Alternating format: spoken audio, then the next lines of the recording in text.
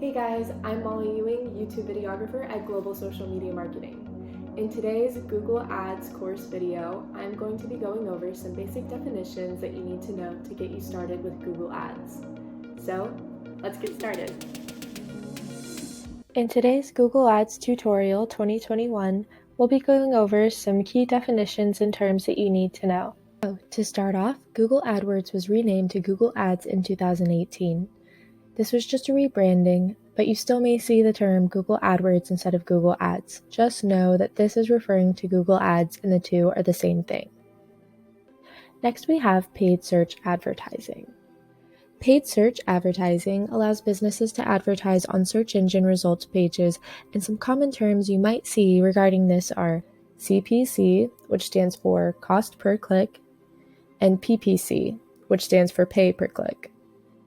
And these two terms are the same thing and can be used interchangeably. And what they mean are that you are going to have to pay X amount of dollars to get clicks or rank at the top of search results. Then we have search engine marketing, SEM. This allows businesses to increase their visibility in search engine results pages through paid advertising. This term can be seen and used interchangeably with SEO, which I will get to in just a minute, but just know that SEM, search engine marketing, is the paid version of that. So then we get into our organic listings, and this is the organic or natural side of Google. So you are not paying any money, you are just optimizing and ranking at the top of search results. So SEO stands for search engine optimization. For this, you are not putting out any money. This is you optimizing things like your website or any content you may put out to get better search engine rankings. Then we have the different ad types. These are important to know in case you want to run campaigns and just know about the different types of ads, what may be best for you, what you're looking for, or just to know about what's going to show up on search engine result pages. So first we have text ads. Then we have shopping ads, which were previously known as paid listing ads. And then we have remarketing ads. And to explain this more simply, I'm going to hop on over to Google and type in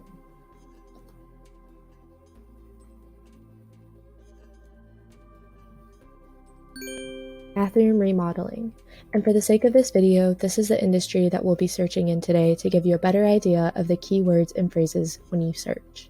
So as you can see, the first few ads that pop up are going to be your text ads, and you know that they are ads because of this bold font right here. Text ads are the ads that pop up at the top of your search page, and they are going to be your Google Ads campaigns. You know that they're text ads because you know there's no images or anything. They're just text describing the product or the company or the business. Next, if I type in bathroom remodeling ideas, then what pops up at the top of the page are my shopping ads. As you can see, if I scroll over one of them, a description pops up and then it tells me the price. So if I clicked on this, it would take me directly to the website where I can buy this product. And the purpose of shopping ads is that they allow you to buy your product straight off of Google. Next, we have our remarketing ads. And our remarketing ads are when you search for an item like bathroom remodeling ideas, and then go to another website, an ad for bathroom remodeling ideas may pop up trying to redirect you back to their website. Remarketing is very cost effective because it is interacting with people who have already seen your brand and may be in the consideration phase. The next thing we have to talk about is performance measures. These are the two big KPI performance measures. Return on ad spend, also known as ROAS or ROAS, is just your sales revenue divided by your ad spend. So however much sales revenue you make divided by however much you spent on ads. Next we have ad to sales ratio. This is taking how much ad spend you are going to have and dividing it by the sales revenue. This just shows whether the resources you spend on advertising campaign help to generate new sales and to what extent it generated those sales. So the next thing that we are going to talk about is SERP, which stands for Search Engine Results Page. So as you can see, I've put in a screenshot of what a search engine results page looks like, and I've used one of our clients, Natural Surroundings Remodeling, which is a remodeling company in Monroeville, Pennsylvania. And so when you search in this phrase, this is what pops up. The search engine results page is what pops up when you type in on Google. It's the first page, the first results that come up. And so you can see we have, the link to their website, we have some stuff on Facebook about them, and we have their location and their products and services that they offer. So this is what a typical search engine results page looks like. And to go more in depth with this, I'm going to go over to Google again and type in the first search phrase that we used earlier, which was bathroom remodeling. And I know you already saw this in terms of the different types of ads, but if you look at it in terms of search engine results pages, you can see that this is a very broad search phrase. So what's going to pull up are, just text ads, nothing super specific yet since it is such a broad phrase. So what pulls up first are, possible websites for bathroom remodeling or home remodeling contractors, and then websites possibly selling products for bathroom remodeling. But if I make it more specific, we're going to type in bathroom remodeling ideas again.